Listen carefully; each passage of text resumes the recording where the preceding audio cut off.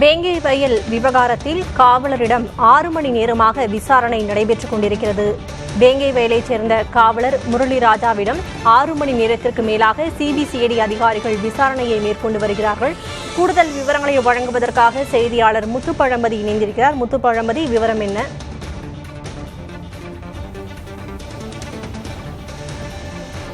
சக்தி, புதுக்கோட்டை மாவட்டம் வேங்கைவயல் விவகாரத்தில் இந்த வழக்கின் இறுதி கட்டத்தை எட்டியிருப்பதாக ஏற்கனவே அதிகாரிகள் கூறியிருந்தாங்க. அதன் அடிப்படையில் தான் நேற்று சிபிசிஐடி போலீசார் வேங்கைவயல் கிராமத்தை சேர்ந்த காவலர் முரளி ராஜா என்பவருக்கு சம்மன் அனுப்பியிருந்தாங்க. அந்த சம்மனின் அடிப்படையில் இன்று காலை 11:10 மணிக்கு காவலர் முரளி ராஜா மற்றும் அவரது வழக்கறிஞர்கள் இங்கு ஆஜராக வந்திருந்தாங்க. வழக்கறிஞர்கள் வெளியில் அமர வைத்துவிட்டு முரளி ராஜாவிடம் கிட்டத்தட்ட 6.5 மணி நேரத்திற்கு மேலாக காவல்துறையினர் சிபிசிஐடி அதிகாரிகள் விசாரணை மேற்கொண்டு வர்றாங்க.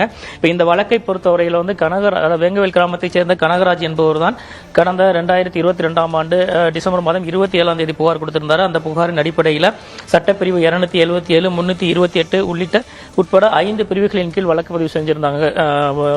காவல்துறையின் வழக்கு பதிவு செஞ்சிருந்தாங்க.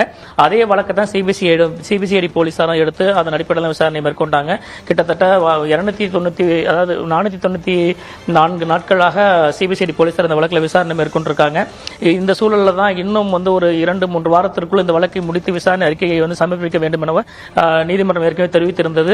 அதன் அடிப்படையில் இந்த வழக்கின் புதிய விசாரணை அதிகாரியாக பொறுப்பேற்ற கல்பனா இந்த விசாரணையை துரிதப்படுத்தி மேலும் ஏற்கனவே விசாரிக்கப்பட்ட சாட்சிகளையும் மீண்டும் அழைத்து விசாரிச்சு வந்தார். கூடுதலாக 3 பேரும் குரல் மாறி பரிசோதனை மேற்கொண்டிருந்தார்.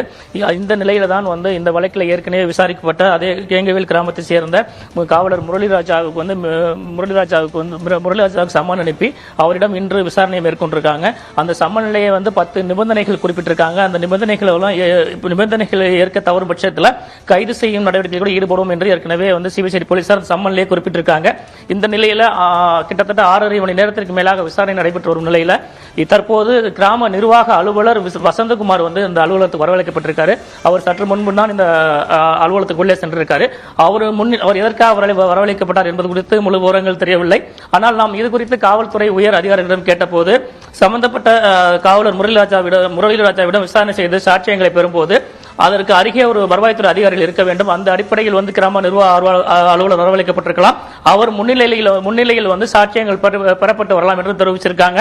இப்ப இந்த தொடர்ந்து 6.5 மணி நேரத்திற்கு மேலாக காவலர் முரளி ராஜாவிடம் நடைபெற்று வரும் விசாரணையும் தற்போது கிராம நிர்வாக அலுவலர் இங்கு வரவழைக்கப்பட்டுள்ள சம்பவமும் இந்த வழக்கில் ஒரு திருப்பு முனையா பார்க்கப்படுகிறது. சக்தி, வேங்கை வயல் கிராமத்தில் குடிநீர் தொட்டியில் மனித கழிவு கலக்கப்பட்ட விவகாரத்தில் காவலர் முரளி ராஜாவிடம் சிபிசிஐடி அதிகாரிகள் 6 மணி நேரமாக விசாரணை நடத்தி வருகிறார்கள். கூடுதல் விவரங்களை வழங்கியதற்கு நன்றி முத்துப்பழம்பதி.